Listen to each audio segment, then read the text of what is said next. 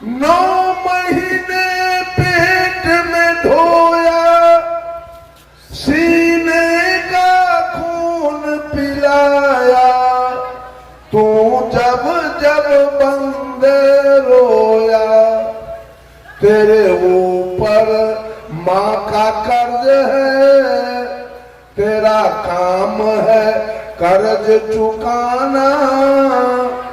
जिसने तुझे जन्म दिया रे, दिल उसका नहीं दुखाना।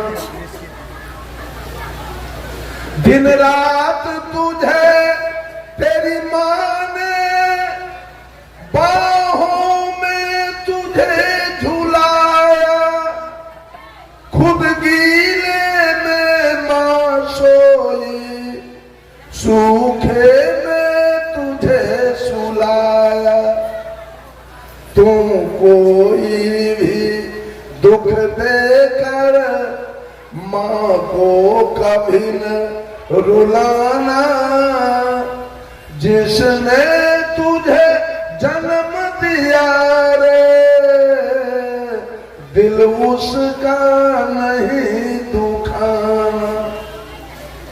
माँ बाप के चरण से बढ़कर कोई स्वर्ग नहीं है दूजा, सब छोड़ के तीरथ बंदे कर ले माँ बाप की पूजा। इस जन्म मरण से तुझको अगर है मुक्ति पाना, जिसने तुझे जन्म दिया रे, दिल उसका नहीं दुखाना। अगर मां नहीं होता तो एक बात बताइए, पूरे दुनिया के 7.5 अरब मनुष्य है, हिंदू मुसलमान सिख ईसाई चारों मिला के, पूरे दुनिया के मर्द मर जाए, सृष्टि चलेगी? सृष्टि चलेगी? चलेगी। पूरा दुनिया के मर्द मर जाए, सृष्टि चलेगी? मान लिया कि 7.5 अरब है जनसंख्या, उसमें 4.25 अरब औरत को छांट दीजिए और 4.25 अरब मर्द को छांट दीजिए।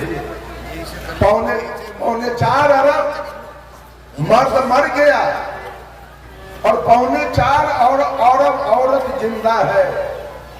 1 लाख भी औरत अगर गर्भवती होगी तो सृष्टि चलेगा कि नहीं चलेगा? उसके गर्भ से बेटा आएगा और सृष्टि चला देगा। लेकिन पूरा दुनिया के औरत अगर मर जाए तब सृष्टि चलेगी? तब सृष्टि बंद हो जाएगा। पुरुष मर जाए सृष्टि चलेगी, औरत मर जाए सृष्टि बंद हो जाएगा। अगर मां नहीं होती तो ये मजमा कहां से लगता? कौन लगाता? कितना कष्ट काट करके मां ने पैदा किया है। 9 महीना पेट में रखकर अपना खून पिलाकर, खून से दूध बनता है, अपना खून पिलाकर आपको पोसा पाला। अगर बेटा अपने पूरे शरीर का चमड़ी उतार कर और माँ के पैर के चप्पल बनवा दे, तब भी माँ का कर्जा बेटा से सजने लगा। इतना लागत माँ। और दूसरे देवता हमारे, आपको पढ़ाया किसने? आपको किसने पढ़ाया? आपको नौकरी कौन लगाया? आपके लिए जमीन कौन खरीदा? आपके लिए मकान कौन बनाया? आपके चढ़ने के लिए मोटरसाइकिल और 4 चक्का कौन खरीद के लाया? आपके दूध खाने के लिए गाय भैंसी कौन लाया? आपका शादी विवाह कौन किया? ठीका जोत के, बटैया जोत के, मजदूरी करके, ईटा बालू सीमेंट ढो के, फाटल धोती पहनकर, फाटल कुर्ता पहनकर, ये सारा आपको किसने दिया? इसमें है हनुमान जी का लागत, इसमें है राम जी का लागत, इसमें है भोला जी का लागत, इसमें है किसी का लागत? ये औरत सब लागत किसका? अब चर्चा करती है शिव गुरु। ये महिला शिव चर्चा करती है, मैंने लिखा है शिव चर्चा एक पंथ है निकला, शिव जी के गुण गाने का, लगता इनका मुख्य भोजन है मांस मछलिया खाने। गुरु बहिनी गुरु भैया कहते, झूम झूम खूब गाते हैं, दुर्दशन दुर्भक्षी भोजन मिल मिल कर खाते हैं। त्रिशूल डमरू हाथ दिखाते, सिर को कहाँ छिपाते हैं, निर्गुण रूप को कलप कलप के मौन को खूब उलझाते। सिर से स्वयं को कहते, खुद जाग नहीं पाते हैं, महादेव को खूब जगाते, जागो महादेव चिल्लाते। बिना देहधारी गुरु ज्ञान को मोक्ष कैसे हो पाएगा, और प्रत्यक्ष जिसको देख न पाया वो ज्ञान कैसे दे पाएगा। गुरु जिंदा चाहिए कि मरा हुआ? मरा हुआ गुरु किया है, क्यों? कि मांस खाएंगे नहीं रोकेगा, मछली खाएंगे नहीं रोकेगा, दारू पिएंगे नहीं रोकेगा, सिगरेट पिएंगे नहीं रोकेगा, खैनी खाएंगे वो नहीं रोकेगा। इसलिए मरा हुआ गुरु चाहिए, जिंदा गुरु तो रोक देगा। बंधुओं, सारा लागत आपके पिता का है। भजन किसका चल रहा है? पूजा जलधारी किसका कर रहे हैं? भोला बाबा का। पूजा हनुमान जी की चल रही है, पूजा राम जी की हो रही है, पूजा कृष्ण जी की हो रही है, और बाप की पूजा नहीं हो रही है जिसने सब कुछ। माँ की पूजा नहीं हो रही है, पूजा काली की हो रही है, दुर्गा की हो रही है, सरस्वती और लक्ष्मी और भगवती की हो रही है। क्या लक्ष्मी के पेट से निकले थे? क्या सरस्वती के पेट से निकले थे? कि दुर्गा काली के पेट से निकले थे? क्या दुर्गा काली हॉस्पिटल गई थी? क्या दुर्गा काली को एटीएस का सुई लगा था? याद कीजिए उस दिन को। देवता हमारा कौन है? किसकी पूजा हम करें? किसका लागत मेरे जीवन में है? और किसने मुझे कुछ दिया? तो माँ ने तन दिया और पिता ने धन दिया। ये दो देने वाले हैं, माँ तन दिया है, पिता धन दिया है। और हम मांस खा रहे थे, मछली खा रहे थे, तारी दारू गांजा भांग बीड़ी सिगरेट शिखर पराग खा रहे थे। हम चोरी दलाली बेईमानी घुसखोरी हत्या बलात्कार कर रहे थे। हम मिलावटबाजी कर रहे थे, दूध में पानी मिलाते थे, आटा में चोकर, घी में डलडा और चावल में कंकर। सारे पाप कर्म हम कर रहे थे। समाज में मेरी कोई प्रतिष्ठा नहीं थी। जहीं कहीं हम लात जूता खाते थे, जेल जाते थे, पंचायती में थूक चाटते थे, जुर्माना देते थे, मार खाते थे, कान ढको उठ बैठ करते थे, कहीं दारू पी के पड़े रहते थे। इन सारे पाप कर्मों से किसने निकाला? गुरु ने निकाला। इन सारे पाप कर्मों से राम ने नहीं निकाला। आज राम के भजने वाले दारू पी रहे हैं, आज कृष्ण के भजने वाले दारू पी रहे हैं, हनुमान के भजने वाले गांजा पी रहे हैं, मांस खा रहे हैं। ये छठी माई के व्रत करने वाली औरत पारण के दिन मांस मछली खा रही है, जितिया करने वाली महिला खा रही है, होली दिवाली करने वाले खा रहे हैं। किसी ने नहीं, पाप कर्म से कोई निकालने वाला नहीं है। ये सारे पाप कर्म से जितने लोग यहाँ बैठे हैं उस पर किसकी कृपा है? जितने लोग हैं उस पर किसकी कृपा है? गुरु जी की कृपा। गुरु ने सुधारा है, गुरु ने सुधारा है सबको। 7 दीप 9 खंड में गुरु से बड़ा न कोई, और कर्ता करे जो कर न सके, गुरु करे से हो। गुरु है बड़े गोविंद से, मन में देखो विचार, हरि सिर दे तो बार बार, गुरु सिर दे तो बार। गुरु से बड़ा देवता इस धरती पर आपको। तब ये महिला सब गुरु करने के बाद पत्थर पानी के पूजा करती है। कभी कल्याण हो जाएगा, कभी होगा कल्याण। गुरु ऐसा देवता करने के बाद भी जितिया करती है, करवा चौथ करती है, कर्मा धर्मा करती है, तीज करती है, छठी के व्रत करती है, चंदा करती है, काली के पूजा करती है, दुर्गा के खोइछा भरती है। इसका कल्याण कभी हो जाएगा? कभी होने वाला नहीं है। जो सच्चा दुल्हा करने के बाद अब फिर यार की पूजा कर रही है। दुल्हा करने के बाद यार की पूजा कर रही है। वो कभी पतिव्रता नहीं बनेगी और कभी इसका कल्याण नहीं होने वाला।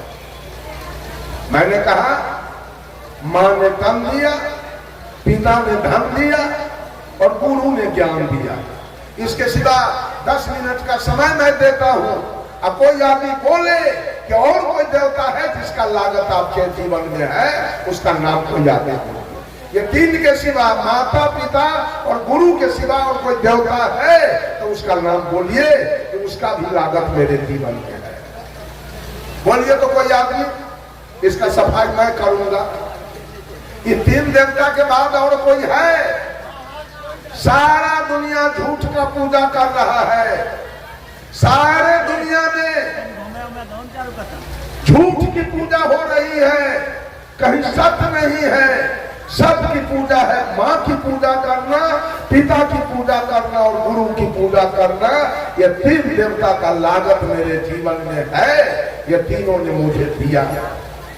बस चौथा ये कबीर की पहली भक्ति है। अगर आप अपने को हिंदू कहते हैं, कबीर के नजरों में कोई हिंदू, कोई मुसलमान, कोई सिख और कोई ईसाई नहीं है। कबीर ने सबको मानव कहा, कबीर ने सबको इंसान कहा, कबीर ने सबको मनुष्य कहा, कबीर ने सबको आदमी कह के पुकारा। कबीर के नजर में कोई हिंदू मुसलमान नहीं है, सब मानव। लेकिन अगर आप अपने को हिंदू कहते हो तो हिंदू का मुख्य ग्रंथ क्या है?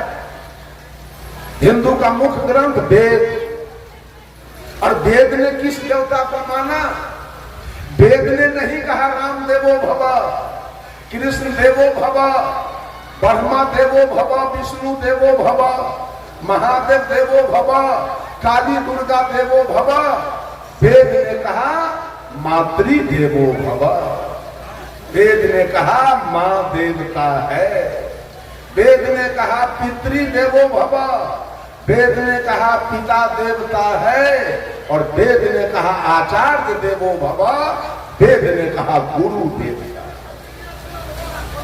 सुन लीजिए सब लोग कान खोल कर, इस 3 देवता के अलावे अगर किसी का पूजा करते हैं तो आप नरकगामी बनेंगे। आप लिख लीजिए, आपको नरक जाना होगा, क्योंकि बकिए जितने हैं सब झूठ है। सच्चा देवता इस धरती पर यही 3 है, माता पिता और गुरु। ये तीनों का लागत है आपके जीवन में। तीनों ने आपको कुछ दिया है। ये श्रद्धा भक्ति है। सदगुरु कबीर कहते हैं कि श्रद्धा अगर रखो तो अपने माँ के प्रति, श्रद्धा रखो अपने पिता के प्रति और श्रद्धा रखो अपने गुरु के, तब तुम्हारी भक्ति कारगर है और तुम्हारा कल्याण होगा। और दूसरी भक्ति है सदगुरु कबीर का प्रेमा भक्ति। प्रेम किसके प्रति रखा जाए?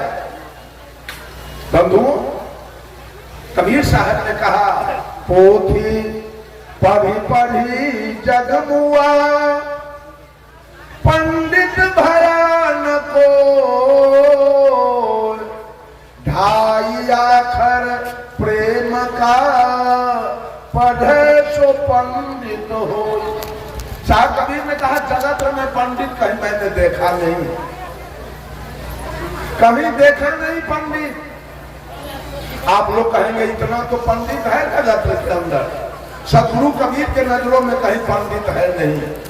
उन्होंने कहा ढाई आखर प्रेम का, जो पौरा संयुक्त एकार मोहलंत, जो प्रेम का पाठ पढ़े वो पंडित है। पढ़ पढ़ के सब घुसखोर हो गया, पढ़ पढ़ के चोर हो गया, पढ़ पढ़ के बेईमान हो गया, पढ़ पढ़ के सब जातिवाद कर रहा है, संप्रदायवाद कर रहा है, छुआछूत कर रहा है। पंडित एक भी नहीं। पंडित कौन होगा? जिसके अंदर प्रेम है, जीव मात्र से प्रेम, वो पंडित है। प्रेम कैसा होना चाहिए? मैंने सोचा प्रेम तो पति पत्नी के बीच है, प्रेम तो साला महनोई के बीच है, प्रेम तो ससुर दामाद के बीच है, प्रेम तो पिता पुत्र के बीच है, प्रेम तो सास पुतोह के बीच है, प्रेम तो गुरु चेला के बीच है। ये सदगुरु कबीर कौन प्रेम की बात करना चाहते? ये प्रेम है क्या? बंधुओं, सदगुरु कबीर के विचार के अनुसार प्रेम कहीं लेश मात्र नहीं है धरती पर, प्रेम है ही नहीं। वो प्रेम कौन है? एक आदमी इसी तरह सत्संग कराया, जब सत्संग समाप्त हो गया तो गांव के जाने माने एक व्यक्ति, संभ्रांत व्यक्ति जो सत्संग में नहीं आ सके, कल हो के व्यक्ति गया कहने, चाचा जी आप कल मेरे सत्संग में क्यों नहीं आए? वो व्यक्ति कहा, बेटा कल मैं एक पंचायती में चला गया इसलिए नहीं आ सका। तो वो आदमी पूछा, पंचायती कैसी थी? कहा, एक लड़का एक लड़की में प्रेम हो गया, उसी की पंचायती थी, उसी पंचायती में हम चले गए। वो आदमी कहा, प्रेम में पंचायती की क्या आवश्यकता थी? पंचायती को झगड़ा में, लड़ाई में, चोरी में, दलाली में, घुसखोरी में, बेईमानी में, हत्या में, बलात्कार में पंचायती होती है। जब लड़का लड़की के बीच प्रेम हुआ तो प्रेम में पंचायती क्यों हुआ? प्रेम तो हुआ सेवरी और राम के बीच में, कभी पंचायती नहीं हुई, कभी गाली गलौज नहीं हुआ, कभी मारपीट नहीं हुआ, कभी मामला फौजदारी नहीं हुआ, और कभी एक बच्चा भी पैदा नहीं हुआ। इसलिए कि प्रेम निर्विकार है, प्रेम निर्भर है, प्रेम निर्मल है, प्रेम पावन है, प्रेम पवित्र है, प्रेम शुद्ध है, प्रेम में कोई विकार नहीं है। प्रेम में न काम है, न क्रोध है, न लोभ है, न मोह है, न तृष्णा है, न अहंकार है। सेवरी और राम के बीच में प्रेम हुआ, कोई गाली गलौज मारपीट कभी नहीं हुआ, एक बच्चा भी पैदा नहीं हुआ। प्रेम हुआ मीरा और कृष्ण के बीच में, कभी गाली गलौज मारपीट खून खराबी नहीं हुआ, एक बच्चा भी पैदा नहीं हुआ। प्रेम में बच्चा नहीं पैदा होता है। प्रेम हुआ रामकृष्ण परमहंस और शारदा देवी के बीच में, कभी एक बच्चा नहीं हुआ, कोई गाली गलौज मारपीट नहीं हुआ। प्रेम हुआ जयप्रकाश नारायण और प्रभावती देवी के बीच में, कोई गाली गलौज नहीं, कोई मारपीट नहीं, कोई बच्चा भी पैदा नहीं हुआ। उसका नाम प्रेम है। बंधुओं, जो साहब कबीर ने प्रेम की चर्चा किया वो प्रेम है, आत्मा से आत्मा का मिलन, इसका नाम है प्रेम। सेवरी और राम के बीच में आत्मा का मिलन हो गया। सेवरी कही थी राम से कि ही विधि स्तुति करो तुम्हारी, अधम जाति में जड़मति नारी, अधम ते अधम अधम यति नारी, तीन मह में मति मंद गमारी। का प्रभु मैं आपका सेवा कैसे करूं? एक तो मैं जात की मुसहरनी, देखने में काली कलोटी, और तीसरे विद्या के ही। तो भगवान राम ने सेवरी से कहा, कहा रघुपति सुनु भामनि बाता, मान हुए भगति करनाता, जाति पाति कुल धर्म बड़ाई, धन बल परिजन गुण चतुराई, भक्तिहीन नर सोहि कैसे, लवन बिना बहु